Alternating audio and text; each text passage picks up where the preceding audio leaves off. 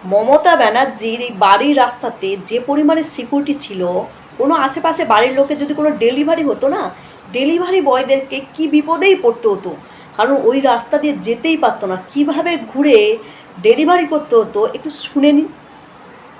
এই বাড়ির দিকে কারো চোখ তুলে তাকানোর ক্ষমতা থাকতো না, এমন একটা দিন ছিল।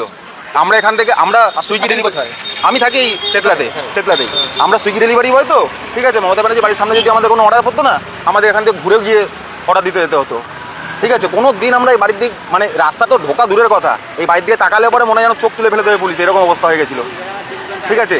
এই যে এত বড় বাড়ি হাঁকিয়েছে, এই যে ঘরে বাইরে রেস্টুরেন্ট, ঠিক আছে, সবই তো চুরির টাকায় করা, সবই তো চুরির টাকা, কিন্তু ধরতে পারছে না কেন এখনো, এটাই তো আমার কথা। কোথাও দেখেছেন ও কবে পালিয়ে গেছে, ও থাকে এখানে, আর থাকে যা থুতু দিয়েছে মুখে হেস্টিংস থেকে, আর থাকে এখানে কোনো দিন।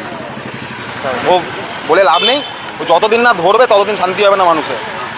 জ্বালা, একটা জ্বালা, এই যে জ্বালা ভোগ করেছি, ঠিক আছে, সেই জ্বালা, সেই ফার্স্ট স্টেশনটা কোথায় মেটাবো আমরা, কোথায় মেটাবো এই ফার্স্ট স্টেশনটা?